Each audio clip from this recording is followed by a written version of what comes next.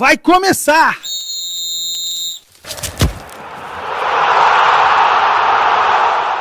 Na cara do gol.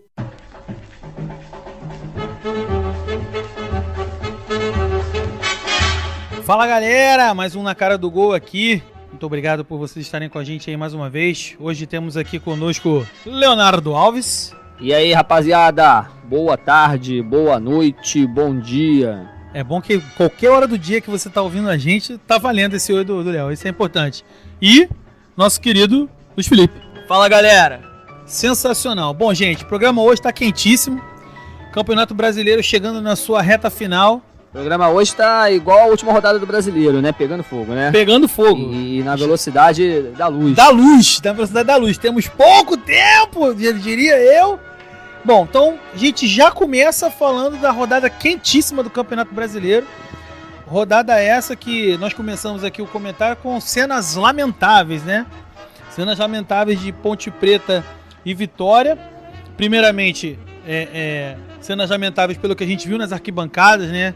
Torcedores invadindo o campo, violência, confronto com a polícia, muitas crianças no estádio, e a gente sempre prima, né? A gente sempre prega a não violência. Obviamente a gente acha que o torcedor tem todo o direito de protestar, de reclamar com o seu time, quando o time não corresponde às expectativas, mas a violência realmente é uma coisa que a gente tem que abominar.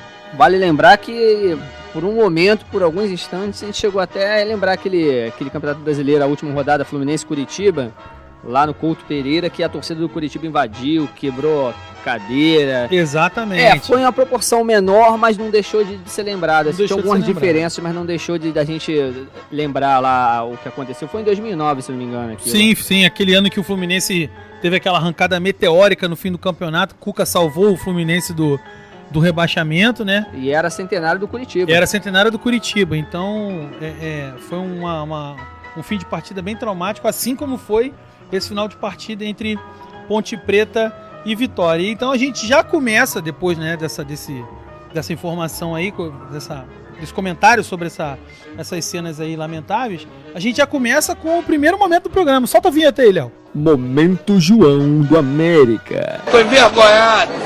Bom, esse momento João do América, a gente já começa o programa com ele por causa da atitude do Rodrigo, né, gente? Rodrigo, zagueiro experiente da Ponte Preta, mas que realmente teve uma atitude lamentável, diria eu. Ele já ficou manjado, né? Porque ele já chegou a fazer isso aqui no Campeonato Brasileiro, perturbava o Guerreiro e o Fred, na época do Fluminense, o Guerreiro do Flamengo. Mas ele já ficou manjado, já acredito que no campeonato lá, no caso os juízes de São Paulo, né? Eles acabaram ficando em cima de olho nele, né? Ainda assim, quase que ele passa impune, né? Foi o juiz de fora, não foi isso? Sim, o vigia ali do gol ali, não foi? Foi o vigia do gol ali que viu mesmo, porque foi um lance em que a bola tava parada, né? Então, o vigia que deu o toque no árbitro da partida, dizendo que o Rodrigo estava fazendo ali uma campanha do Novembro Azul ali em cima do Santiago Trellis ali do Vitória. Novembro Azul. Infelizmente da maneira errada. Infelizmente, né? Da maneira errada. No momento errado. E assim, prejudicou completamente a Ponte Preta, né? A Ponte vencia o jogo por 2-0, tava dando um enorme passo ali em busca, né, desse último suspiro para se manter na Série A. E aí o Rodrigo apronta uma dessa e desestabiliza o time. O time com a menos acaba permitindo a virada do Vitória para 3-2. Na verdade, se mantém na briga justamente numa posição que era importante, na zaga ali. Mas eu acredito que depois dessa não existe nenhum clima pro Rodrigo. Não dá nem que ele peça desculpas, eu acho que não rola mais. Olha, eu vou ser bem sincero. Se eu fosse presidente da Ponte Preta hoje, eu baniria o Rodrigo do clube. Obviamente ele deve ter algum tipo de contrato ainda por vencer, enfim. Mas sabe aquela história, pagar para não me aborrecer? Eu pagaria o que resta de contrato a ele, expulsaria ele do clube, baniria ele do time, enfim. E a CBF, eu não sei se a CBF pode fazer isso, aí entraria a questão STJD, mas a Procuradoria do STJD poderia denunciar o Rodrigo por atitude antidesportiva e, na minha visão, já deu o que tinha que dar. Pra mim, chega de futebol pra ele. Se é que a gente pode dizer futebol, né? Porque essa é uma atitude insensata demais. Eu acho ele um bom jogador, não acho ele, eu acho que é um bom jogador até pelo nível que a gente tem visto por aí. O grande problema é que quando ele começa a usar esse tipo de subterfúgio, né, de forma de agir, assim, parece que ele tá esquecendo da técnica, ele tá apelando para poder ganhar mais um tempinho aí no futebol, uma sobrevida. E isso é muito ruim, né, até para a imagem do profissional. Parece que tá sem recurso, né? Sim, exatamente. Parece que tá sem recurso, assim, quando você vê o Felipe Melo, por exemplo, dando carrinho, empurrando outro jogador, não sei o quê, pô, mas será que ele não consegue marcar o cara firme sem dar porrada em alguém? Sem xingar o cara, sem sair no tapa? Será que ele a técnica já tá ficando pra trás e essa vontade, essa coisa de jogar pra torcida não tá passando por cima disso? Eu acho que também a gente tem que pensar por esse ângulo aí. É pra se pensar.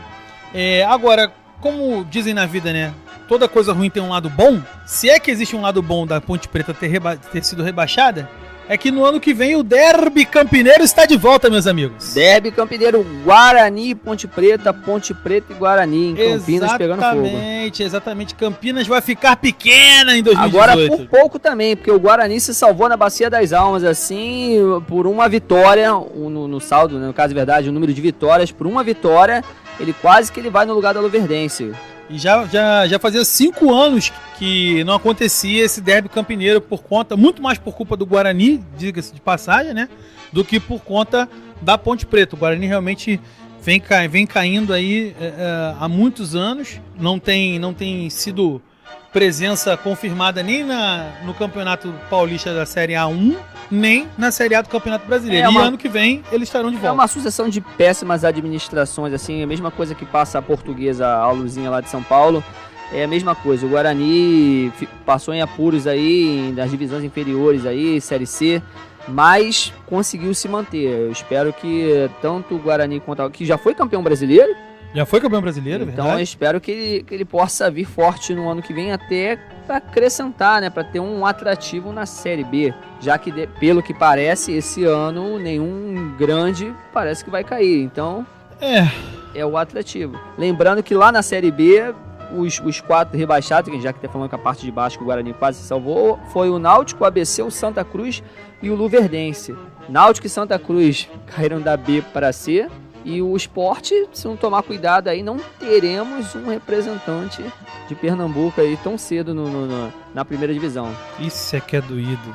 Bom, eu como flamenguista... Não, eu vou deixar pra falar isso quando a gente for falar do Flamengo. Aí você me lembra. Aliás, tem uma coisa pra falar. Eu vou falar, porque eu tô revoltado. Vou desabafar. Então, só pra finalizar aqui a Série B, já na parte de cima, quem volta aí pra Série A, né, pra primeirona ano que vem, o América Mineiro, o Internacional, o Ceará e Paraná. O Paraná que faz um tempo que não aparecia na primeira divisão, hein? Paraná subiu?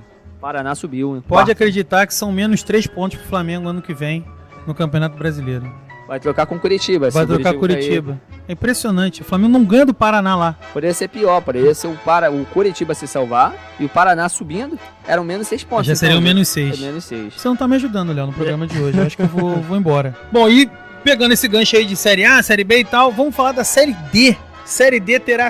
Bom, a Série D tem 68 classificados para o ano de 2018. O que não significa que 68 equipes vão participar. Por quê? Na Série D do campeonato, mesmo a equipe estando classificada para disputá-la, ela pode abrir mão. Ela tem que mandar um ofício para a CBF até um dia antes de ser divulgada a tabela do campeonato, dizer que vai abrir mão da disputa da Série D, enfim, por não ter recurso, por achar que não vai conseguir, enfim. E inclusive para não correr o risco que a Portuguesa... o que aconteceu com a Portuguesa, que acabou ficando fora da Série D.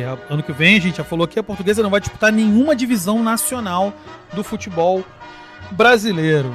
Isto posto, essa passada aí, quer falar mais alguma coisa? Não, vale lembrar só que essa Série D, logicamente, é mais deficitária, não tem a mesma gerência, o mesmo lucro, né?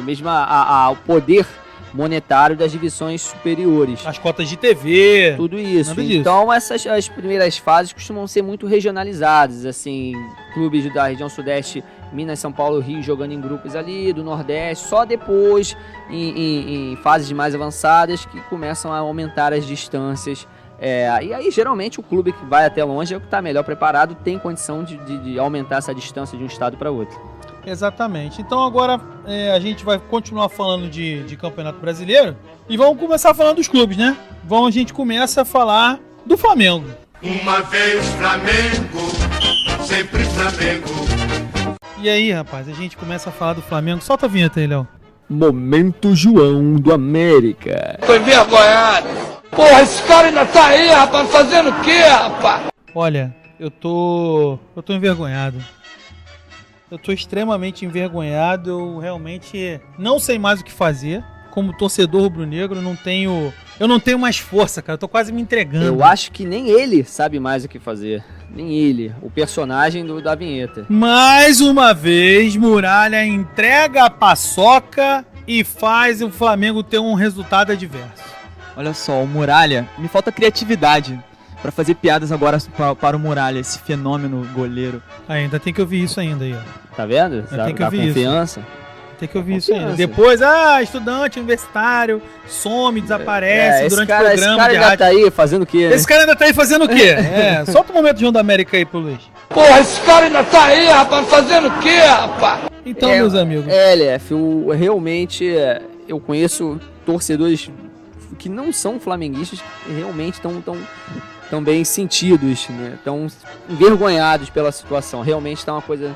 Cara, e assim, parece uma fase cabalística. Lembra da Urna 7, da eleição do Vasco? Do Vasco, sim. Cara, parece aquele inferno astral. Não é possível, cara. Eu lembrei vagamente, em 92, o Vasco tinha um time e naquele Campeonato Brasileiro que acabou sendo a final entre Flamengo e Botafogo, eu me lembro que muitos botaram a culpa justamente no goleiro da época, que era o Regis, que o time era bom, mas ele entregava muito.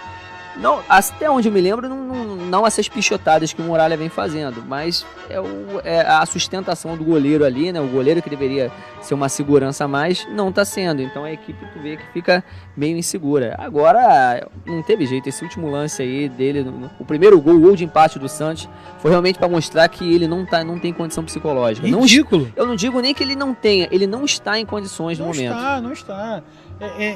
Eu até, assim, tem aquele bordão, né, no futebol.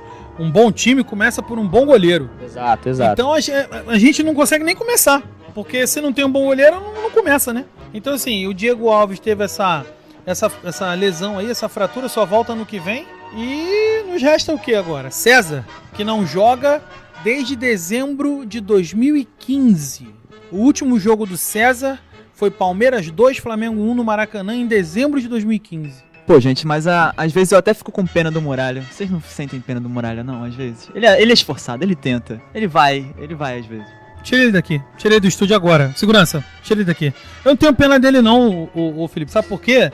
Ele é profissional, cara. O cara é profissional. Se um dia eu mando uma mensagem pra vocês aqui pelo nosso grupo aqui do Na Cara do Gol, falar assim, gente, olha só, eu não tô me sentindo bem, eu não vou conseguir ir pra gravação hoje, beleza? Vocês podem gravar sem mim.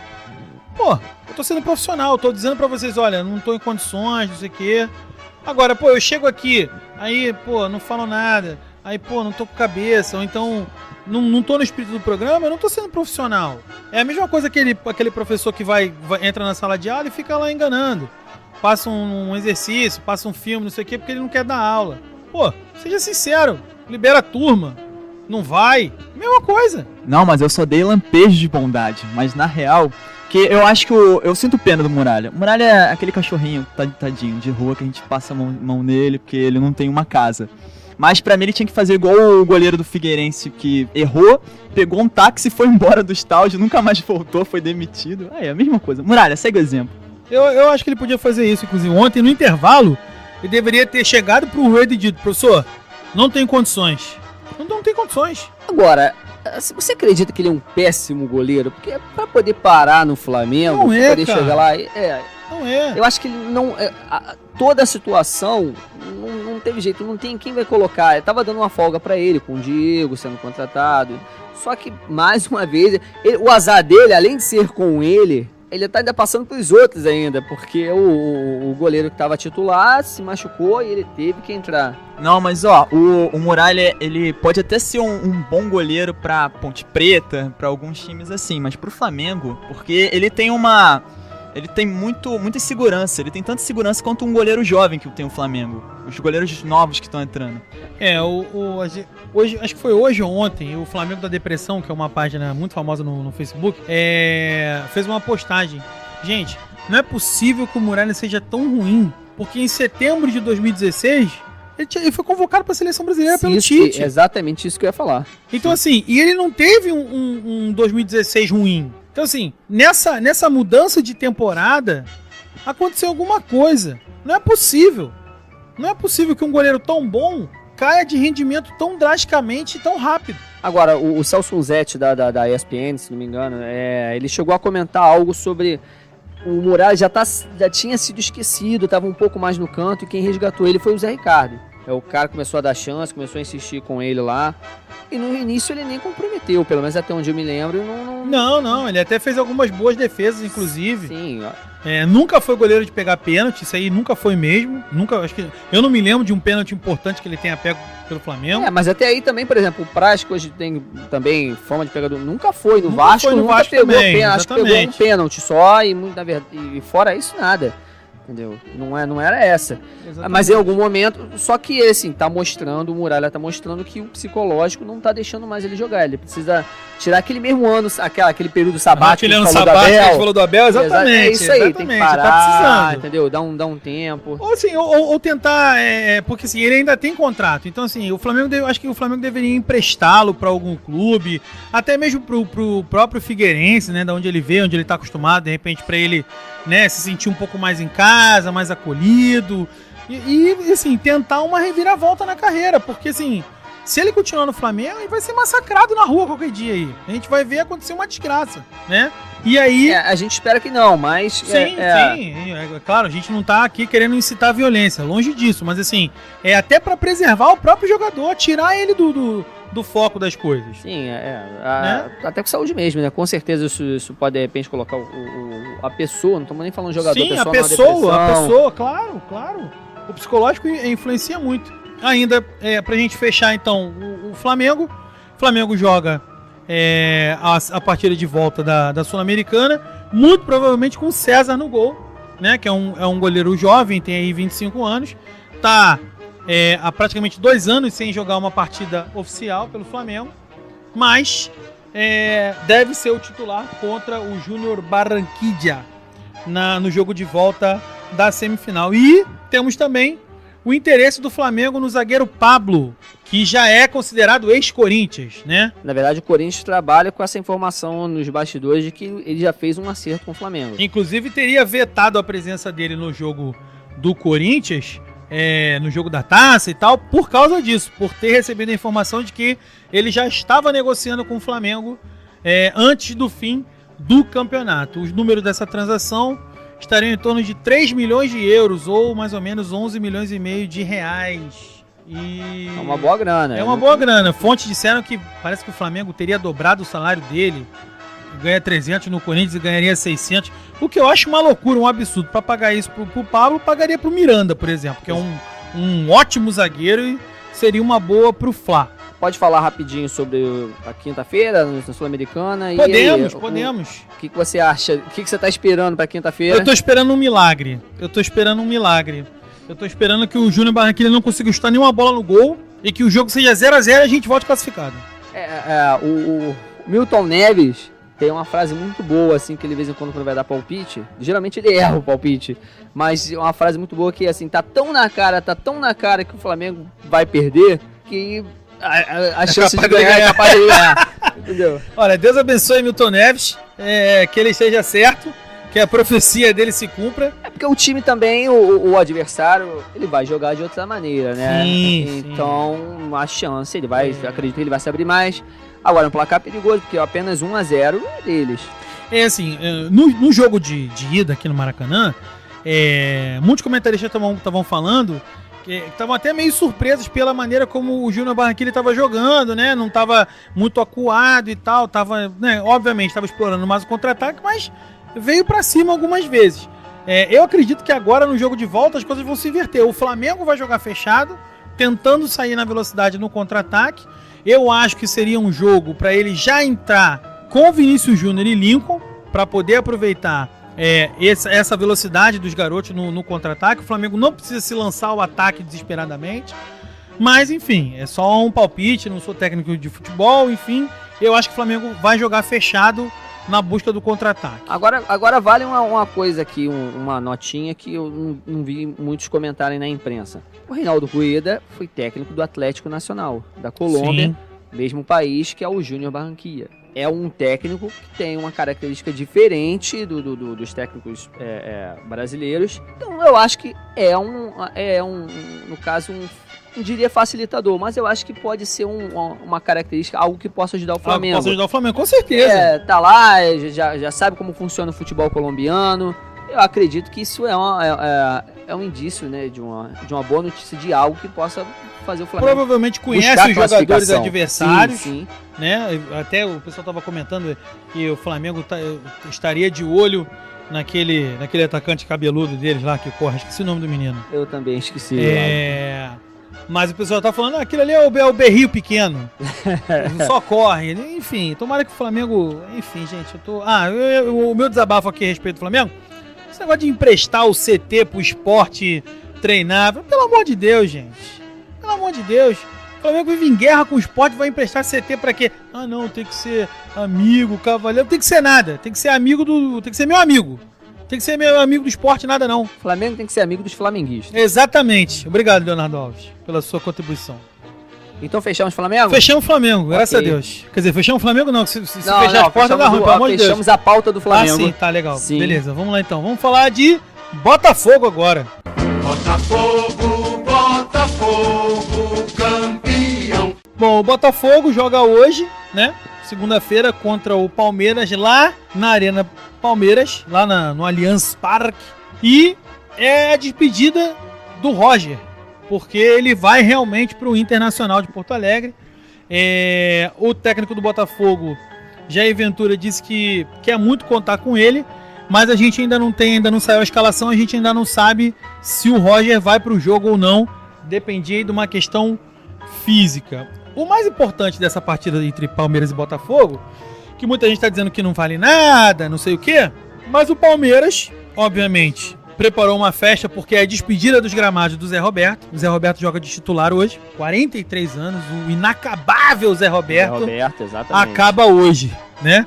É a despedida do Zé Roberto diante da torcida palmeirense. E a despedida do time na temporada em casa. Exatamente. Já que a última rodada ele joga fora. Exatamente. Então o Palmeiras não tem lá muitos motivos para aliviar a vida do Botafogo hoje. Sem contar que também vai buscar querendo buscar o vice-campeonato junto ao Santos também. Essa briga tá boa. Que além de uma questão de honra, também é a premiação muito boa. Exatamente. Tem uns milhões envolvidos aí. Exatamente. E o Botafogo, obviamente, se vencer, ultrapassa Vasco e Flamengo em número de pontos e tira o Vasco da zona de classificação para a Libertadores.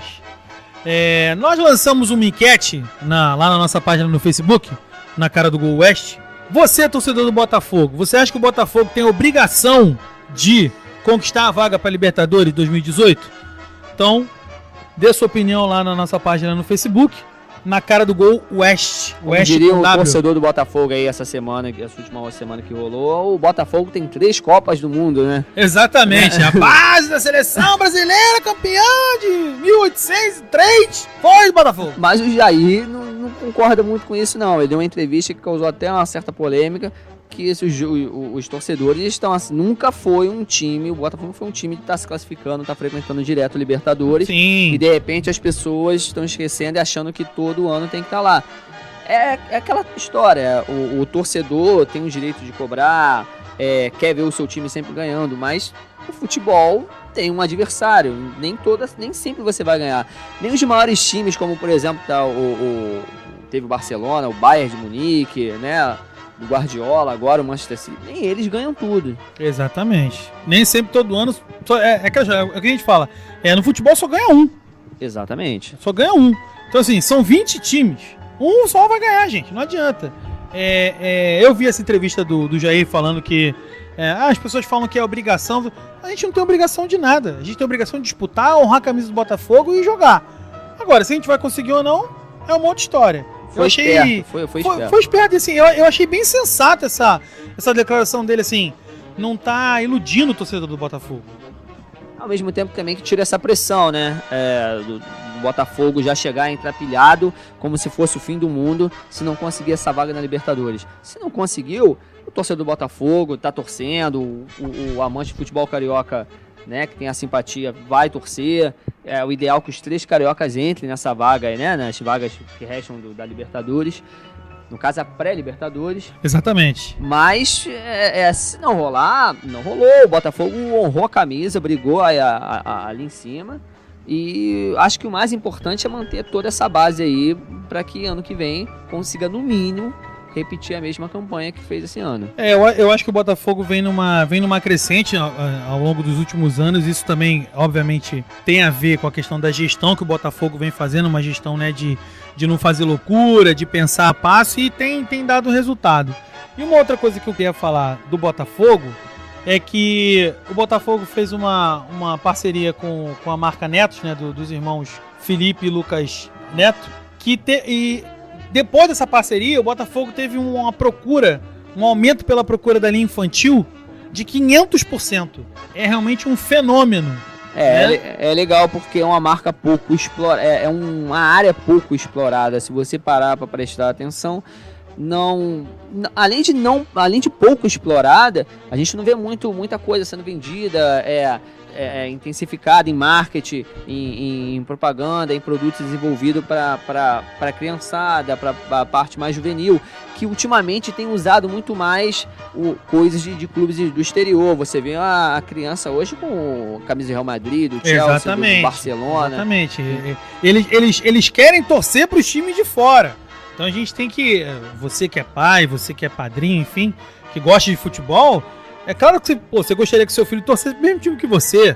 A Malu, graças a Deus, já tá convertida lá em casa. Né? Ela fala do Mengão, que ela quer ir pro jogo do Mengão e tal, eu quero levar a Malu.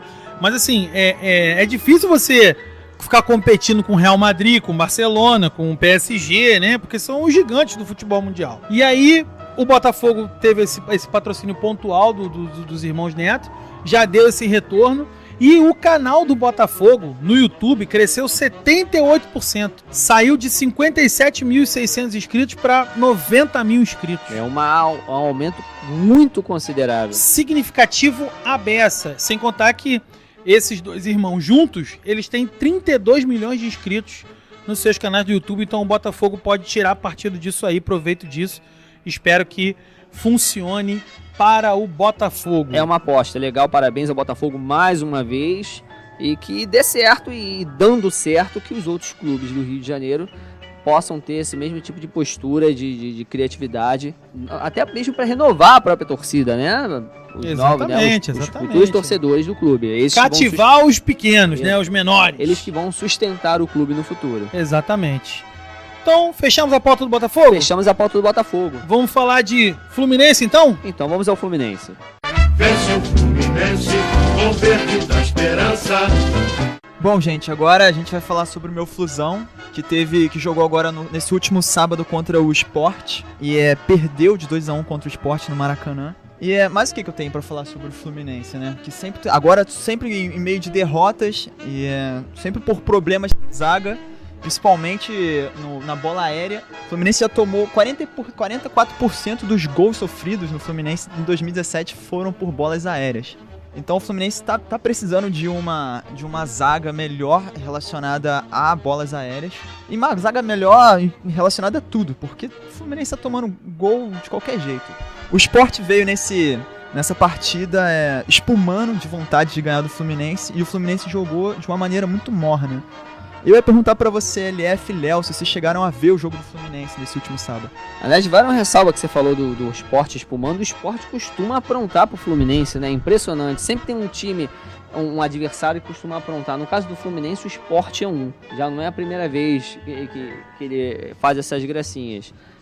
Mas o ano tá tão ruim, inclusive o Abel desabafou como o pior jogo do ano. Eu só ia dar uma observação que outros times que também tem abalado com o Fluminense esse ano foram o Flamengo e a Chapecoense, que não perdeu um jogo pro Fluminense nesse ano. Chapecoense, bem lembrado, Chapecoense é outro. Tem um colega torcedor do Fluminense que quando vai jogar contra o Chapecoense, ele nem gosta mais de ver o jogo. Ele fala assim, já sei que a gente vai perder. Ele já tá desiludido quanto a Chapecoense já. Hashtag Força Chape, que inclusive ainda tem chance de se classificar para Libertadores da América. Ainda tem, tomou meio que o lugar da sensação do Bahia ali, né? Que seria fantástico para Chapecoense conseguir essa vaga, meus senhores. Mas enfim, falando de Fluminense ainda, o Scarpa, ele mesmo, o Scarpa do nosso momento Scarpa, ele está a um jogo de repetir a marca do Conca no Fluminense. Que marca é essa? Estar presente nas 38 rodadas do campeonato. O que é, meus senhores, realmente um marco. Sim, o nosso menino Scarpa, que ele não merece a torcida que tem, né? Ele não merece, porque o Scarpa ele tenta, ele se esforça. E ficou 38 partidas jogando com a gente, lutando com a gente, e mesmo assim os torcedores continuam vaiando. Tipo, a gente vaia mesmo, a gente quer um time melhor, mas a gente tem que ver que o Scarpa realmente tá lutando para ser um guerreiro. E aí, uma curiosidade sobre essa marca que o Scarpa pode atingir, desde 2003, só 3 jogadores atingiram essa marca. O Conca no próprio Fluminense em 2010, René no Sport em 2014 e Renato dos Santos em 2016. Então entraria aí para o seleto grupo de jogadores que disputaram as 38 rodadas. O Fluminense ali na água de salsicha, né? Não tem mais pretensão nenhuma. Não vai cair, não cai, já tá salvo desde a rodada passada. Mas compensação, nem Libertadores ele vai mais, assim, vai ficar ali pela Sul-Americana mesmo. Até o próximo jogo, o último da rodada, vai ser um jogo bem água com açúcar, quanto o Atlético Goianiense, que também não tá nem mais aí, já tá fazendo os planejamentos já para a Série B do ano que vem. Hein, Léo, só queria trazer de volta uma coisa que você falou sobre o Abel, que ele ficou na bronca nessa última partida, e ele falou numa entrevista que ele só vai continuar no Fluminense na temporada que vem se o Fluminense estiver mais competitivo, se estiver lutando mais. Eu não sei se foi impressão minha, porque na verdade eu não acompanho o Fluminense, até por não ser o torcedor do clube. Mas ficou a impressão de que boa parte também do reflexo do que está acontecendo no campo é reflexo administrativo, uma certa bagunça do elenco, as contratações equivocadas. Fora das 4 linhas, na administração, na presidência, deixou refletir, deixou o time sangrar no campo. Não teve jeito. O Abel também, de repente, muita gente está falando que ele estava precisando parar um pouco, porque foi um ano pesado para ele, mas a culpa não é 100% dele, não. Sim, Abel e Fluminense. Vocês querem um time mais competitivo? Paguem o salário deles. Agora tem uma notícia a respeito de transferência do Fluminense. O Orejuela pode estar indo embora, hein? A LDU já começou a conversar com ele para poder repatriar o equatoriano. O Fluminense diz que ainda não recebeu nenhuma proposta oficial, mas a LDU já demonstrou interesse em levar a Orejuela de volta pra casa. O Orejuela não fez tanto sucesso quanto o Sornosa, né? Sornosa eu acho que teve um aproveitamento melhor no Fluminense. Inclusive, com ele em campo, se não me engano, o Fluminense foi mais efetivo do que com o Orejuela. Mas assim, posso estar enganado, só para me corrigir aqui. Eles voltam, no caso, pro país, mas eles eram de outra equipe, né? Se não me engano, é no Independente Del Valle, não era isso? Sim. A LDU que tá com interesse nele. E, LF, já que você puxou esse assunto sobre os elencos, né, os jogadores que podem deixar o Fluminense, e o Fluminense tem muitos jogadores que vão acabar o contrato nesse final de ano, 31 de dezembro, e vai ter uma grande perda do elenco esse ano. Eu tô muito triste porque muitos jogadores vão deixar o time, como o Renato, lateral direito, o Lucas, lateral direito também, o Marlon, lateral esquerdo, o Pierre Volante, que não jogou muito esse ano por conta da lesão que ele teve. O Michael, que teve um acidente de carro e também não jogou muito esse ano no Fluminense. Mas, em geral, os desfalques que a gente vai ter no time vão ser muito grandes. E uma outra questão também que eu acho que é importante a gente frisar: o Fluminense pagou os salários atrasados que estava devendo para a equipe. E, obviamente, que a gente fica feliz com isso, né? Porque ninguém gosta de trabalhar de graça. Se não te pagarem, você não vai trabalhar, obviamente. Vai fazer igual o Vampeta, né? Que finge que paga e finge que joga, né? Que joga. Então, mas lembrando que a imprensa chama de operação financeira. Eu chamo de pegar dinheiro emprestado, né? O Fluminense pegou um dinheiro emprestado, adiantou algumas cotas que ele tinha para receber. Então, assim, não é que agora o Fluminense tem dinheiro e não vai mais atrasar. É um paliativo. Então, o sinal de alerta tá ligado aí no Fluminense, mas tá pago. Por enquanto, tá tudo em dia lá no Flusão. Eu vou falar agora sobre o próximo jogo do Fluminense, né? Como o Léo já tinha dito, vai ser contra o Atlético Goianiense, nesse próximo domingo, dia 3, às 5 horas, vai ser no estádio do Atlético Goianiense Olímpico. Eu vou te dizer uma coisa, eu acredito que geralmente os jogos, na verdade, da última rodada teriam que ser, teoricamente, todos no mesmo horário, no mesmo dia. Mas eu acredito que para ter grade no sábado, esse jogo vai cair para sábado. Eu não sei, porque a gente está na segunda-feira, mais para frente eu acredito que vai rolar isso. Porque é um jogo que não vai influenciar tanto na parte de cima como na parte de baixo da tabela. E para não ter nenhum prejuízo, né, para a televisão, para ter grade de TV, eu acredito que esse jogo vai acabar passando para sábado. Eu concordo com você, Léo. Eu também acho que o jogo vai passar para sábado. Mas era isso que eu ia falar sobre o Fluminense. Ele tá aí, né, lá no meio da tabela, boiando, já não vai subir, não vai cair, então tá jogando de qualquer maneira. O Atlético Goianiense tá em êxtase, que vai cair, está em êxtase, não tá jogando mais nada. Vai cair não, já caiu há muito tempo. Já caiu, desculpa. Então é isso, fechamos a porta do Flusão? Fechamos a porta do Flusão, então. Então agora vamos de Vasco da Gama. Vasco da Gama, tua fama assim se fez. Então, gente, Vasco da Gama que venceu o Cruzeiro por 1-0, quase que dá ruim pro Vasco. Mais um jogo daqueles que o time vai, faz o gol.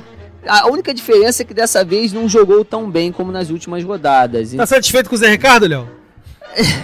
Rapaz, eu acho até que a gente estava falando aqui antes da gente começar a gravação. Até acho que não é um péssimo técnico, não. E tá trabalhando bem com as peças que tem. Chegou no meio do furacão, do olho do furacão, né? Inclusive vindo do rival, do principal rival do Vasco. Então, acredito que, assim, no geral, nos números, tá se apresentando bem. Mas é o que a gente estava conversando. O medo de perder tira a vontade de ganhar. E é o que, pra mim, tem parecido. Não sei se ele tem consciência da alimentação e tenta aos trancos e barrancos de pontinho em pontinho, né? Igual de grão em grão, né? A galinha enchendo o papo. Ou se não, é medo mesmo e tudo. Bom, fez o gol, porque o gol também foi um gol achado. Assim, foi um gol bonito, inclusive do Paulão. Foi uma partida típica, né? Um gol do Paulão, primeiro gol do Paulão. Na vida, primeiro gol dele na vida. A camisa do Vasco, com certeza. Inclusive o Paulão, que assim, do nada agora o Inter tá cogitando. Saiu uma notícia aí que o Inter tá cogitando chamá-lo de volta. Vamos ver. Mas olha. A gente só não pode ler os comentários, né? Que saiu na internet aí. Não pode. Teve até uma foto engraçada que eu acabei de antes da gente começar a gravação. Assim, botaram o Odivan e Mauro Galvão e embaixo Anderson Martins e Paulão. Comparando. Nossa, meu Deus! Zagueiro e o cara técnico. Deus, Mauro Galvão, nos perdoe por isso. Perdoe. Eles não sabem o que dizem. É verdade. Eu preferi o Odivan do que o Paulão. O Odivan jogou muito mais bola que o Paulão. Zagueiro, diria o Luxemburgo, zagueiro. Zagueiro, exatamente. Aquele que não tem brincadeira. Inclusive chegou à seleção brasileira, você se lembra disso. Exatamente. Hein, Léo? E eu queria te fazer uma pergunta. Que o Martin Silva, ele falou recentemente que os jogadores, o elenco do Vasco, eles estão à altura de vestir a camisa do Vasco. E eu ia te perguntar isso, se vocês consideram, você, Léo e o LF, consideram que os jogadores do Vasco estão sim à altura da camisa? Não, o elenco, se você tá falando do elenco, não, obviamente não. Mas é um cara profissional, inclusive no momento que ele tá sendo uma referência pro grupo, tem tido boas atuações, mesmo que ainda seja o goleiro reserva lá, mas assim, apesar de ter agarrado, né, pelo Uruguai, né? Sim. Ter convocado e ter agarrado, antes era o reserva do Muslera. Mas é um cara profissional, não tem motivo de falar que o contrário, que existe gente que não merece vestir a camisa do Vasco, não. Seria degradar o ambiente, seria desagregar, entendeu? Inclusive no momento que o Vasco não precisa disso, porque está numa partida decisiva agora, a última, né? Contra a Ponte Preta no São Januário, para tentar de vez essa vaga na Libertadores aí. Então, obviamente a gente sabe que não, todo mundo sabe, eu acredito que ele também saiba disso, mas é um cara profissional. Não, e assim, a gente não pode também negar o goleiro que o Martin Silva é, né? Sim. É um ótimo goleiro. Ontem ele fechou o gol. Fechou o gol. Se o Vasco saiu do jogo com os 3 pontos, diga-se de passagem, agradeça a ele. Porque ele fechou o gol. Agora, eu concordo, apesar de você não ter feito a pergunta pra mim, mas eu concordo com o Léo no seguinte, não é o momento do cara falar um negócio que vai desagregar, que vai criar problema no grupo. Porque assim, o grupo do Vasco, todo mundo sabe que é uma equipe que tem um elenco bem limitado. tanto em número quanto em condição técnica. Tanto é que todo mundo no início do ano, menos o Eurico Miranda, o Eurico, se o Vasco consegue a vaga para Libertadores, o Eurico vai voltar, a empresa vai dizer: eu avisei que nós iríamos para Libertadores. Só que ultimamente tem há um bom tempo que ele avisa as coisas e não acontece, né? Mas enfim, tu sabe que ele é oportunista. Agora, todo mundo, inclusive por causa do início de campeonato do Vasco da Gama, todo mundo dizia que o Vasco ia brigar para não cair de novo esse ano. Sim, para você ter uma ideia, o Vasco tem tido uma sequência até a derrota contra o Atlético Paranaense, fora de casa. O Vasco vinha, se não me engano, com uma sequência de 11 jogos sem perder. 11 jogos sem perder. Para você ver como o início do Vasco foi ruim. O Vasco hoje, na posição 50, brigando ali por uma das vagas na pré-Libertadores, ele tem um saldo de -8. -8. Para você ver como o início foi péssimo, foi desastroso. Inclusive é o que tá fazendo ele ficar atrás do Flamengo, porque nos outros critérios de desempate, Flamengo e Vasco estão iguais. Mesmo número de vitórias, mesmo número de empates, mesmo número de derrotas. O saldo de gols é que tá salvando o Flamengo e tá enterrando o Vasco. Para piorar, o Vasco que tinha subido, né? Ano passado ele estava jogando na Série B, subiu para a primeira divisão, já foi pegar na primeira rodada o Palmeiras lá no Allianz Parque, perdendo de 4-0, então assim, foi um início começou o campeonato complicado. Carimbado, né? Carimbado, jogando contra, se não me engano, o último campeão brasileiro. O último campeão brasileiro, então mas assim, o Vasco, digamos que está sendo uma grata surpresa para o futebol carioca, digamos assim. É claro que eu, como flamenguista, não vou ficar rendendo louros ao Vasco, mas profissionalmente falando, para o futebol carioca, é óbvio que é bom ter o Vasco na disputa, entendeu? A gente acabar com essa coisa de só os times de São Paulo que dão gás, só os times do Sul. É bom ter Flamengo, Vasco, Botafogo brigando lá em cima, mostrando, olha, o futebol do Rio tá vivo, tá aí, não dá mole não, senão a gente vai pras cabeças. Olha, você como flamenguista tá perdoando o Vasquinho, mas os jogadores do Vasco e do Botafogo não perdoam, porque eles fizeram uma enquete sobre os times que eles não querem ver na Libertadores, e o principal foi o Flamengo, o time que não quer que entre. Mas o Flamengo é odiado por todos, né, cara? A torcida arco-íris é muito grande, é complicado. Ah, meu Deus do céu, ainda tem que aguentar isso. O time, a torcida arco-íris, aquela torcida que a única que criou Flá Madrid, Flá Manchester, fez passeata pela Zona Sul e tudo, mas é a torcida arco-íris, é verdade. A torcida arco-íris, Vai dizer que se o Flamengo ganhar a Sul-Americana, o Vascaíno não vai ficar feliz que vai pra Libertadores? Olha, fizeram uma pesquisa no site do Vasco, disseram que não fazem questão não do Flamengo ganhar não, hein? Olha só, hein? Eu pelo menos a pesquisa daqui, se você quiser, eu acho pra você. Não, eu vi a pesquisa. Então. Tá lá, os torcedores do Vasco não fazem questão, não. Deixa pra lá, não tem problema não. Mas olha só, mas isso tem um agravante também. Não ir também, além do Flamengo não ganhar e aí, consequentemente, o Vasco não ir, quebra a promessa do Eurico também. Então, ainda tem. Então, na verdade, não é pelo ódio mortal aos rubro-negros. É pra manchar a previsão do Eurico. Na verdade, eu não sei o que é, mas tem essa opção tem essa opção também, né? Você pode escolher esta opção também. O Vasco que pega a Ponte Preta em São Januário, no domingo. Ponte Preta rebaixada já. Aliás, uma pergunta. Você acha que o Rodrigo fez de propósito para não ter que enfrentar o Vasco na última rodada? Rapaz, não tinha pensado nisso? Não tinha pensado nisso, Léo? Você acha que o Rodrigo... Porque jogador tem isso, né? Pra não jogar um outro jogo aí, eles fazem o diabo, né? Porque no primeiro turno, inclusive, teve aquele problema com o Milton Mendes, né? Lembra disso? Exato, sim. Né? Que ele se desentendeu, empurrou lá o técnico do Vasco. Foi isso lá. Foi no caso... Foi lá no Moisés Lucarelli. Sim. Rapaz, eu não tinha parado pra pensar nisso. Pode ser. Olha, se tratando do Rodrigo, eu acho que ele fez isso mais pra tomar um chopp no domingo do que pra... Ardiloso, tramando! Mas se ele fez isso mesmo assim, ele deu um tiro no pé, hein? Sujo. Porque ele acabou com toda a chance mínima chance que ele poderia da Ponte Preta ter se mantido na primeira divisão. E dele mesmo se manter jogando futebol, né? Porque acabou, pra mim acabou. Exatamente. Pra mim tem que ser banido do futebol. Eu acho que essas coisas há muito tempo. Na primeira divisão eu acho que ele não joga no que vem. Vai jogar em Terriense, no Goitacá. No Campo Grande Atlético Clube ele não tem vaga, eu não quero ele. Sempre tem um, né? Você sabe que assim, o Boa Esporte contratou aí no tempo que o Bruno tava fora da cadeia, aí ele tava lá. Então você sabe que por muito menos o Rodrigo vai ter vaga em algum lugar. Mas eu ainda acho que na primeira divisão, pelo menos ano que vem, ele não joga. No Campo Grande Atlético Clube, jamais abriremos as portas para este cidadão. Alô, diretoria do Campo Grande Atlético Clube, Galo, não contratem o Rodrigo. Mas eu vou falar rapidinho aqui sobre no caso, a eleitoral do Vasco, né? Meu Deus, situação eleitoral do Vasco, aquela urna cabalística. A urna cabalística. A urna 7. Na verdade, não tem muita novidade não, tá, LF? O que acontece? A desembargadora Márcia Ferreira Alvarenga, da 17ª Câmara Civil do Rio de Janeiro, suspendeu a decisão liminar proferida na semana passada da juíza Marília Cecília Pinto Gonçalves, da 52ª Vara Civil do Estado do Rio. Ela desconsiderava os votos da urna 7. Na verdade, o que a desembargadora Márcia fez?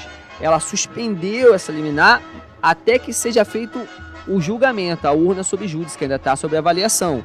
Não é que ela validou, ela apenas suspendeu essa decisão da juíza Maria Cecília até que seja feito decidido o júdice lá, né, a perícia daquela urna. Então, para todos os efeitos, o Eurico, ele é o presidente, já sendo considerado a urna 7 no momento, mas tudo pode acontecer. Ela não bateu o martelo e falou assim, é o Eurico que ganhou. Ela apenas suspendeu. Então ainda tem esperança que a equipe do Brant, né, o Brant e o Alexandre Campelo, eles estão até esperançosos de que vai rolar, vão sair vitoriosos dessa decisão. Então assim, tudo pode acontecer. Dentro dos bastidores, eu tenho acompanhado até o fórum dos torcedores do Vasco, eles estão animados, acham que ainda vai ter chance no final a história vai ser feliz, né? O final vai ser feliz. A urna vai ser desconsiderada mesmo e o Brant e o Alexandre Campelo vão assumir aí, essa chapa vai assumir a presidência do Vasco. Mas até lá, eu acredito que até o final de janeiro, no caso o Eurico tem, se não me engano, até dia 16 de janeiro é o mandato dele. Creio eu que tem também o recesso aí, né, jurídico, tudo, mas eu creio que até lá a gente deva ter novidades.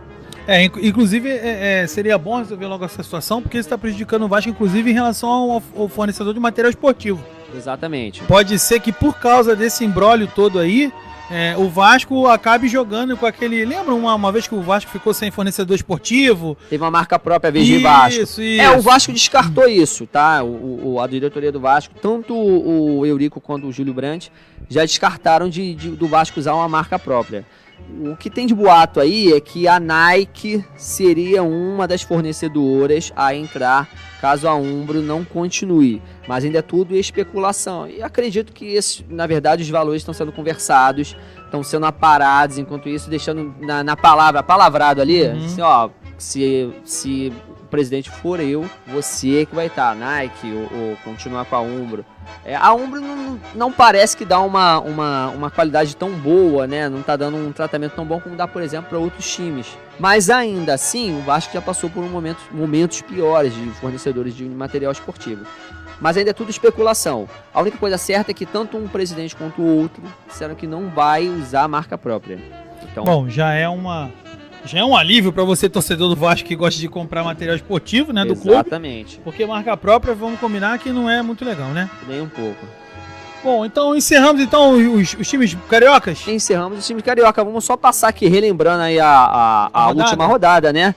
A última rodada não tem muito segredo. Então, assim, o Botafogo vai pegar o Cruzeiro no Newton Santos, no Engenhão. Todos os jogos às 5 da tarde. O Vasco vai pegar a Ponte Preta em São Januário. E o Flamengo, meu Deus, jogando fora contra o Vitória no Barradão. Para mim é o jogo mais difícil da rodada. A gente já falou aqui do Fluminense, na verdade Atlético Goianiense e Fluminense é um jogo que não tá valendo nada para ninguém. Mas eu acho que esse é o jogo da rodada, provavelmente o jogo da TV, né? É o jogo da TV aí. Olha, porque o Flamengo tá jogando, vai jogar para sacramentar a vaga na Libertadores. Olha, o Vitória vai sacramentar a permanência na primeira divisão. Então, e a gente tinha falado sobre isso aí, 1 ou 2 programas atrás, que o Flamengo teria que resolver a vida, era importante que o Flamengo resolvesse a vida logo, para não ter que depender na última rodada, e foi o que aconteceu. Olha, antes de mais nada, eu vou falar que esse jogo vai ser um jogaço, hein? Vai pegar fogo. Mas especulações aí que o técnico do Vitória, Vitor Mancini, falou que se o Muralha tiver no gol é só chutar que tá dentro. Eu não acredito que ele falou isso, não. Olha, eu acredito que não. Ele pode ter falado isso internamente, mas publicamente eu duvido. Né? Wagner Mancini é um profissional. Não digo que ele é um ótimo técnico, mas o cara é profissional, não vai falar isso abertamente assim. Criar esse clima de guerra à toa. Né? Bom, então, fechamos então a pauta sobre os cariocas? Fechamos a pauta sobre os cariocas. E agora nós vamos para... futebol internacional. Tá recheado, hein? Recheado. E a gente já começa com o nosso Momento Scarpa. Solta a vinheta aí do Momento Scarpa. Momento Scarpa! Bom, o nosso Momento Scarpa hoje é internacional. Vai, sabe pra quem? Gabigol. Gabigol, hein? Gabigol, sempre ele. Gabigol foi visto em uma boate às 6 da manhã, horário local. Sendo que, isso em dia de jogo, né? Óbvio que a manchete vem e diz, né? Gabigol visto em boate em dia de jogo. Sim. Ele não foi relacionado, exatamente, mas tem um porém, Alex. Exatamente. Qual é esse porém? Aí você fala, pô, os caras chatos também, o cara não pode nem sair pra tomar uma cerveja? Tudo bem. Ele, como o Léo falou, ele não estava relacionado pro jogo do dia. Só que lá no Benfica existe uma regra que mesmo o jogador não tendo sido relacionado para a partida daquele dia, ele teoricamente não está de folga. Ele só está de folga quando o elenco está de folga, quando há uma folga programada. Ou seja, ele estava descumprindo uma determinação do clube. Então, e aí, né, quando ele foi visto, quando ele percebeu que ele estava sendo gravado, ele pediu lá as pessoas lá, os assessores, as pessoas lá da boate, para levá-lo para um lugar mais reservado, onde ele pudesse ficar com mais tranquilidade. Mas já eram 6 da manhã, né, horário local, ou seja, ele já devia estar lá a noite toda e provavelmente não estava bebendo Guaraná. Ah? Olha, e Gabigol é outro que já devia ter mudado esse nome, hein? Já devia ter mudado esse nome, ou igual Muralha, já tinha que ter trocado os nomes aí. Foi pro Benfica pra tentar emplacar, mas ainda não tá indo. Acho que devia voltar mesmo pro Santos, porque no Santos, onde é a casa dele, onde ele mais se destacou, ele tem que voltar pra lá pra voltar a ter um bom futebol. Inclusive a imprensa portuguesa já diz como certa a devolução dele pro Milan, né? Infelizmente é mais um daqueles casos de que o jogador sai aqui do Brasil sem uma certa base, não técnica, mas assim, psicológica, educacional, e acaba batendo cabeça lá fora, né? Infelizmente. O exemplo contrário disso aí que a gente pode dar, um exemplo de sucesso é o Richarlison, né? Tá no Watford, tá... Exatamente, tá botando pra quebrar e já tá sendo inclusive cogitado em outros times maiores da Inglaterra. Então às vezes o cara mira um gigante do futebol internacional e não consegue ir tão bem. E o Richarlison tá fazendo o caminho, né, aos pouquinhos. Ele foi para um clube de menor expressão na Inglaterra, mas tá jogando bem e já tá sendo alvo aí de disputa aí de clubes maiores. É aquela história, né? Se a gente for parar pra pensar friamente, acredito que seja uma tática. Você vai se acostumando com o futebol, não indo para um clube grande, um Manchester, um Chelsea, um Barcelona, um Real Madrid, e não tem aquela pressão enorme. Você vai para um clube um pouco mais modesto, vai conhecendo como joga ali o país, o time, o campeonato. É uma boa tática. Não sei se isso foi intencional, mas o Richarlison tá se saindo bem. A chance dele dar certo num time maior, numa potência europeia, é muito maior do que, o cara que vem do nada, sai de um time menor. Não que o Santos seja um time menor, mas é uma diferença muito grande sair do Santos pro Real Madrid, para um Barcelona, para um Bayern. Realmente não é todo mundo que tem essa cabeça. Exatamente. E aí, a outra notícia que a gente gostaria de dividir com vocês é o seguinte: o Gattuso assumiu o Milan hoje. Ele mesmo, Gattuso, jogou na seleção italiana, jogou no Milan, virou ídolo do Milan, assumiu o Milan hoje. Vincenzo Montella foi demitido hoje. O Milan já não é de hoje que tá apostando em jogadores e tudo, né? Foi o Seedorf, já foi técnico lá e tudo, né? Exatamente. E o motivo dessa demissão está sendo, né, o mau desempenho do Milan no campeonato italiano. O Milan investiu 194 milhões e meio de euros, o que dá a bagatela de 729 milhões e 400 mil reais, e está em 7º lugar. Isso me lembra um time do Campeonato Brasileiro que também usa vermelho e preto. Ou seja, também está com problema. Mas enfim, então o Milan hoje tem o Gattuso como treinador. O Gattuso já tinha trabalhado em alguns clubes menores e estava atualmente nas divisões de base do Milan. E o Gattuso assume o Milan a partir de hoje. Calma aí, gente. Então deixa eu entender. O Gattuso, ele veio pro Milan pra solucionar os problemas do time. Ele vai entrar lá no vestiário, vai dar tapa na cara de todos os jogadores. Vai falar, vamos jogar, gente. Que era assim que ele era em campo. Ele vinha, batia em todo mundo. Talvez resolva. Tem time que de vez em quando precisa disso. Precisa de alguém pra dar um tapa na cara, xingar o vestiário, gritar. Entendeu? Tipo o Renato Portaluppi, entendeu? Porque dizer, nossa, o empate é um bom resultado. Nossa, não jogamos tão mal. Aí também não adianta, né? Ficar satisfeito com tudo. Enfim.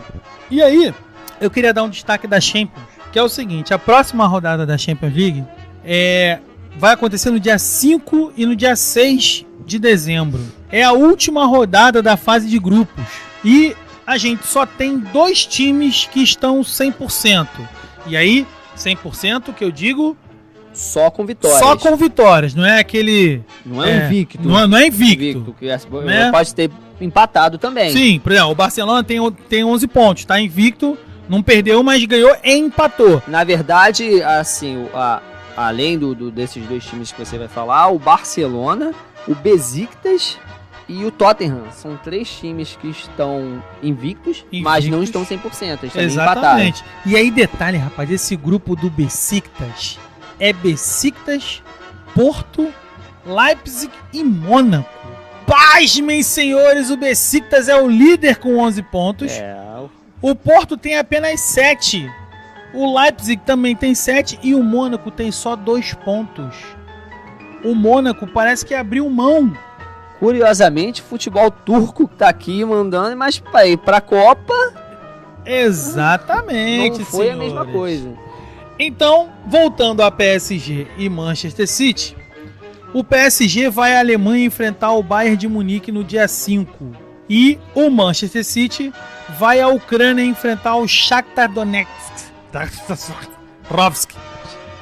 E os dois vão em busca de manter esse 100% de aproveitamento, em busca dessas 2 vitórias e fazer os 18 pontos dos 18 possíveis na fase de grupos. Eu acredito que o Manchester, o City, eu acredito até que consiga, tá? Não que o Shakhtar seja uma canja, né? Mas é um jogo, teoricamente, mais fácil, né? Menos complicado, eu diria. Menos difícil. Não seria mais fácil, mas seria menos difícil. E esse Bayern e PSG aí, né? Exatamente. Bayern e PSG talvez seja o jogo mais importante da rodada, inclusive porque vale a liderança do grupo. Exatamente. Vale a liderança do grupo esse jogo. No caso do City não vale a liderança, mas o City tá isolado na liderança. Tá isolado na liderança. Mas, lembrando que o Shakhtar é só o 2º lugar. Então vai ser um jogo difícil também. Exatamente. Bom, pra gente fechar, quer falar alguma coisa, Luiz? Sim, eu vou falar sobre o jogo do Bayern contra o PSG. E eu ia te perguntar, LF, se você acha que esse jogo do Bayern contra o PSG vai servir pra tirar a máscara do PSG, porque ele só tem jogado agora com times fracos, né? E tem ganhado de todos os times de placares gigantes. Você acha que esse jogo contra o Bayern vai ser um teste de fogo bom? Na verdade, pra mim, na Champions, o primeiro teste de fogo do PSG foi contra o próprio Bayern em casa. O PSG ganhou o jogo, só que agora vai jogar fora. Então, vai enfrentar um time bom, tecnicamente, taticamente, e tá motivado porque quer os 100% de aproveitamento. Eu acredito que não vai ser fácil, mas eu acho que o PSG tem condição de ganhar o jogo, assim como o Bayern também tem condição de ganhar o jogo. Então, assim, pra mim é impossível dar um palpite. Esse jogo, pra mim, assim como o Léo, né, cravou que provavelmente o City vença o Shakhtar, mesmo fora de casa, eu acho que esse jogo entre PSG e Bayern não tem como você cravar um vencedor. Eu tô total em cima do muro mesmo. Bom, Léo, o que você acha desse jogo? Você acha que tem algum time que tá além, que tá superior nessa partida? Não, assim, eu acho que é o tipo de jogo que tudo pode acontecer. O PSG tem uma equipe, né, investiu para isso, para tanto que está sendo uma das sensações aí do campeonato, né, do torneio. É um time de tradição, é o futebol alemão, bem técnico, que é paciente, sabe aproveitar a fraqueza, né? Sabemos disso, né? Pelo nosso 7-1 de sempre. Não lembra disso? Mas assim, é um tipo de jogo que não dá pra cravar. Na verdade, também, o outro jogo também do Manchester City contra o Shakhtar Donetsk, também tudo pode acontecer, porque o Shakhtar joga em casa, mas eu apenas acho que, por tradição e por ter uma equipe, tem técnico, tem uma equipe superior, acredito que a tarefa vai ser menos complicada de sair um resultado bom de lá do que esse jogo, que é um clássico. Agora, vale lembrar, assim, repassando aqui, no grupo A, o Manchester em primeiro e o Basel em segundo. Olha só, é um time que tá deixando para trás o time suíço. Estamos falando de time suíço, deixando para trás o CSKA e o Benfica, tradicional Benfica. O Basel em segundo. Não tem mais bobo no futebol. No grupo B, PSG em primeiro, Bayern em segundo. No grupo C, o Chelsea em primeiro, a Roma em segundo. Atlético Madrid em terceiro, hein? Atlético Madrid, que o pessoal achava que muita gente apostando que seria a cabeça aí desse grupo. No grupo D, o Barcelona, sobrevivendo aí. Em segundo lugar, a Juventus. O único time italiano que ultimamente tem feito uma bagunça aí no futebol internacional. No grupo E, o Liverpool em primeiro. O Sevilha em segundo. A gente falou de Sevilha, né? O Sevilha continua aí dando um trabalho não só na Liga dos Campeões, como também no Campeonato Espanhol. No grupo F, o Manchester City em primeiro, o Shakhtar em segundo. No grupo G, o Besiktas da Turquia em primeiro e o Porto em segundo. E no grupo H, o Tottenham, na verdade foi outra surpresa, né? Conseguiu desbancar o Real Madrid que está em segundo. Infelizmente, o Borussia Dortmund em terceiro. Mas esse aqui acho que é o grupo da morte, não tem jeito, né? Coitado do Apoel, ele que deve ter apanhado de todo mundo aqui, não tem vitória nenhuma. Olha só. Tem 2 pontos o Apoel, né? Tem 2 pontos. 2 empates. Exatamente. Grupo da morte, legal. Exatamente. Tottenham, Real Madrid, Dortmund e Apoel. Apoel é aquele famoso, a gente veio pra passear só, né? Exatamente, vamos aproveitar o que tem, exatamente, aproveitar o free shop, que é uma beleza. Exatamente. Conhecer essas cidades maravilhosas, né? Madrid. Foi o que sobrou. Bem lembrado. O tá lembrando a gente aqui, faz sentido, por isso que o Borussia tá onde tá, né? Os empates foram com o Borussia. E agora o que me deixa perplexo é o seguinte: o PSG tá lá, 100% de aproveitamento, você quebra, aí passa para as oitavas de final, aí pega o Barcelona, aí toma 19-1 do Barcelona. O que leva a gente a falar aquela frase, né? O PSG é o Botafogo da Europa. Com todo respeito ao Botafogo. Mas, infelizmente não tem a gente não tem um Botafoguense aqui na mesa hoje para poder se defender. Mas tudo bem. Foi meio covarde isso agora. Pois é. Eu pensei bem. Eu arquitetei um plano maquiavélico para falar isso. E o que a gente tem mais aí de UEFA? Olha, de UEFA a gente terminou. Agora, rapaz... Vamos, antes de a gente... Já que a gente tá falando do torneio, né? Torneio da Europa. Lembrando que na quarta-feira decide também os campeões. Quarta e quinta-feira, né? Quarta-feira, decisão da Libertadores na Argentina, no Lanús. Exatamente. Contra o Grêmio. Grêmio que venceu a primeira partida em Porto Alegre por 1-0. Joga por empate. E na quinta-feira, na Sul-Americana, ainda não é a final, são as semifinais e tudo. Que, aliás, também a Conmebol que tem como coisas que não dá pra entender, são coisas que não dá pra entender. A Libertadores da América, que é o principal campeonato sul-americano, não encerra a temporada. A Sul-Americana, que teoricamente, né, o último jogo. Tem menos história, encerra o calendário sul-americano. Aí a gente fica se perguntando por que às vezes o futebol sul-americano não prospera. Tá aí uma boa explicação. Faça essa reflexão, senhores dirigentes da Conmebol. E aí, subindo o degrau de continente, passando pro futebol mundial, antes de falar das seleções, a gente já tem aqui praticamente todos os clubes pro Mundial aí do Emirados Árabes, né? Mundial de clubes no final do ano. Então canta a pedra aí de quem vai estar lá. A gente já tem confirmado o Auckland City, que é da Oceania, no caso da Nova Zelândia. Tá lá todo ano, né? Tá lá todo ano, né? O Urawa Red Diamond, que é da Ásia, né? O japonês. O Wydad Casablanca, que é representando o continente africano, que é de Marrocos. O Pachuca, que é do México, representando a CONCACAF, América do Norte e Central. Real Madrid, que venceu a última Liga dos Campeões na Europa. E fica faltando. E o Al Jazeera. O Al Jazeera, na verdade, não foi campeão do Emirados Árabes. Como é o país onde está acontecendo, que vai acontecer o campeonato mundial, então é o país convidado, é o time convidado, o último campeão nacional, o Al Jazeera do Emirados Árabes. Falta apenas a definição de Grêmio ou Lanús para fechar de vez a tabela. Para mim vai dar Grêmio. O Grêmio é complicado. Eu até acho que vai dar Grêmio, mas eu não consigo confiar totalmente no time do Renato Gaúcho. Eu já falei isso aqui mais de uma vez. Eu não acho. Tomara que o título consolide de vez a carreira dele como treinador. Mas até hoje eu não consigo confiar. O Grêmio ou o Lanús, que aí acaba, eles entram, tanto o Real Madrid quanto o Grêmio, o campeão da Libertadores, entra já na semifinal, né, do campeonato. No caso, ele enfrentar o Pachuca ou o Wydad Casablanca. Os dois vão se enfrentar, o vencedor pega o campeão da Libertadores. Eu acho que vai ser o Pachuca. Tem toda a chance de ser. Tem toda a chance. Eu acho que vai ser o Pachuca do México. Mas enfim, esses aí são os possíveis adversários do Grêmio, pra mim, que vai ser o campeão da Libertadores, pra chegar ao campeonato mundial Interclubes, que agora é FIFA. Exatamente. Agora tem a chancela da FIFA. E aí, gente, pra fechar o programa de hoje, a gente tem o nosso Momento Vitinho. Não! Momento Vitinho! O Momento Vitinho... Internacional, hein? Ó, o Vitinho, o upgrade aqui, hein? Vitinho, você chegará aos cantos desse universo, desse planeta. Porque o Momento Vitinho está internacional hoje, Léo, por causa do sorteio da Copa do Mundo, por causa das novas regras do sorteio da Copa do Mundo, que se dará na próxima sexta-feira, dia 1º de dezembro. Começa 12:30. Exatamente. A gente vai fazer de tudo para fazer essa transmissão para vocês aqui. O que acontece? Agora, pela regra da FIFA, a questão do ranking e tal, necessariamente 6 grupos da Copa do Mundo terão 2 seleções europeias. E outras 2 chaves vão ter apenas um representante da UEFA. Ou seja, isso aumenta a possibilidade de a gente ter um grupo da morte na Copa do Mundo. Exatamente. E aí, obviamente que depois, no dia do sorteio, a gente vai fazer um especial, né, em cima disso.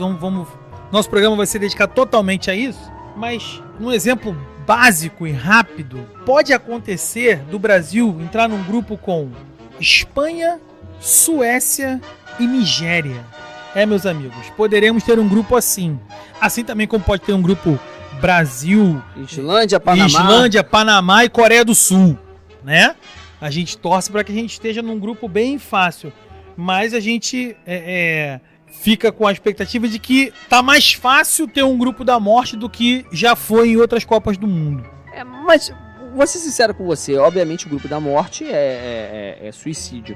Mas eu também não faço questão de um grupo muito fácil, não. Toda vez que o Brasil pegou um grupo muito fácil, acaba não indo longe. Acaba dando aquela falsa impressão de que a gente tá bem, né? Isso às vezes pode ser uma armadilha, como já teve grupos que o Brasil pegou, se não me engano foi em 2008, um grupo que tinha Coreia do Norte, e não se apresentou tão bem. E já começa a especulação, que antes, beleza, vamos jogar sem aquela pressão de estar pegando uma seleção clássica, né, do futebol mundial, mas também se não se apresentar bem, você começa a ter aquela desconfiança, né? Você, peraí, mas jogou contra o Três Coquinhos Ariranha aí, não foi bem, mas se pegar uma Espanha, uma Alemanha, como é que fica isso? Exatamente, então assim, eu torço para que seja um grupo equilibrado. Eu também acho. De repente que tenha uma seleção assim mais forte e outras 2 medianas, pra gente também não ficar naquela água de salsicha, dá 8-0 na Coreia do Norte, 3-0 em Burkina Faso, aí empata com a Suécia. Não, mas ele já estava classificado, aí jogou mais tranquilo. Aliás, Suécia que vira e mexe pega o Brasil. Sim, na a Suécia tá sempre no nosso caminho, né? Suécia, Holanda, só que esse ano, graças a Deus, ano que vem, graças a Deus, não temos Holanda, né? A Holanda tá fora. Mas, enfim, a Suécia tá dentro e ainda com aquela possibilidade que a gente comentou aqui já, talvez Ibrahimovic no grupo, né? Então é complicado. Vamos ver. Por enquanto é só especulação, né? Só apenas torcida, uma galera pedindo sim, outra galera pedindo que seja injusto, que não. Mas vamos esperar até lá. Ainda tem mais aí uns bons 6 meses no mínimo aí. Temos aí de 4 a 6 meses pra gente dirimir essa dúvida aí. Exatamente. Gente. Bom, gente, fechamos então? Fechamos, da minha parte tá ok, tá bom pra você também, Luiz? Sim, por mim tá tudo bem, mas eu acho que eu queria fazer uma última enquete aqui entre a gente sobre que saiu recentemente uma entrevista que o Sampaoli fez sobre os possíveis campeões da Copa de 2018.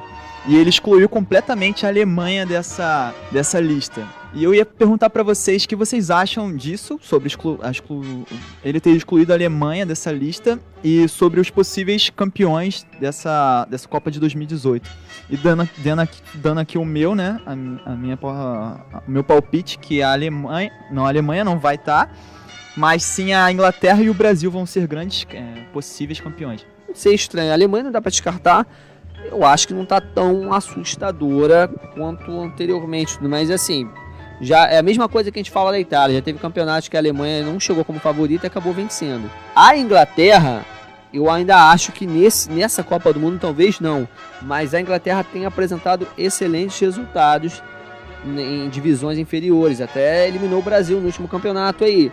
Foi campeão de uma divisão inferior. Sub-20. Então, assim, aliás, foi de duas. Foi de Sub-15 e Sub-20. Acho que foi os dois últimos campeonatos de juniores, né? Ela foi campeã. Então, em princípio, é uma safra. É que a gente não sabe se vai vingar. Às vezes, os juniores, até em clube acontece isso. Os juniores jogam bem e tudo, mas quando chega na fase adulta, não deslancha. Mas eu acho que a Inglaterra, se prometer mesmo essa safra, talvez só na próxima Copa em 2022, lá no Catar. Mas, em princípio, eu acho que a Inglaterra ainda não pode apresentar mais resistência, jogar um futebol mais aguerrido, mais disputado, mas eu ainda acho que para a Inglaterra esse ano, essa Copa, eu acho que não dá ainda não. Bom, na minha opinião, o São Paulo tá maluco, né? Eu apostaria em 4 seleções, e aí não necessariamente nessa mesma ordem, tá? Mas assim, pra mim, as seleções que têm condição de serem campeãs: Brasil, Alemanha, França e Alemanha. Brasil, Alemanha, França e... Ai, meu Deus. Brasil, Alemanha, França e... Caraca, falei 500 vezes Não é a Bélgica. Não é a Bélgica. Não é e nem a Itália.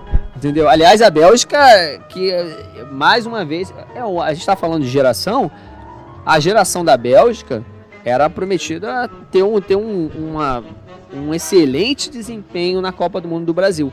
Se acovardou de uma forma ou de outra, não conseguiu mostrar tudo. Eu acho que o técnico, o Wilmots, né, eu acho que ele não conseguiu colocar a seleção deles pra frente aqui na extrair Copa do Mundo. Tudo que poderia da seleção da Bélgica. Mas a Bélgica, assim como na eliminatórias anterior, ela foi a primeira seleção europeia a se classificar. Com folga. Com folga. Então ainda acho que tá dentro daquela safra ainda de dar trabalho. Vamos ver se eles tomaram um pouco mais de coragem, mudaram um pouco do sistema de jogo, que o técnico é diferente, é outro, né? Vamos ver se é uma seleção que eu apostaria, talvez não para ser campeão, mas para chegar bem mais longe. Recobrei a consciência, gente. Brasil, Alemanha, França e Argentina. Como é que eu poderia me esquecer da Argentina? Pô, ele não é técnico da Argentina? Então, obviamente. Tá gagá, demente, mas... Pois é. Pra mim já tava demitido. Se eu fosse presidente da Confederação Argentina de Futebol, tava demitido. Por não ter me incluído. Não sei, né? Porque ele chegou lá também aos trancos e barrancos. Né? Talvez ele tá falando isso porque ele tá sabendo que vem pela frente. Melhor não botar muita pressão. Assim, a gente sabe que na última Copa teve isso de Parreira, né? De Filipão. Não, mas a gente é esse campeão. Então ele deu no que deu. Então é isso, gente. Fechamos? Fechamos, então. Gente, muito obrigado por vocês acompanharem a gente em mais um Na Cara do Gol. Não deixe de responder a nossa enquete lá na nossa página, tá? Repetindo, você acha que o Botafogo tem a obrigação de conquistar a vaga na Libertadores? Então responda a enquete lá. Se tiver alguma coisa pra falar pra gente, pode mandar mensagem por lá também. Léo, muito obrigado mais uma vez pela sua presença aqui conosco. Felipe também, muito obrigado. Ok, obrigado você, obrigado ouvinte. Até a próxima. Um abraço e até a próxima, gente.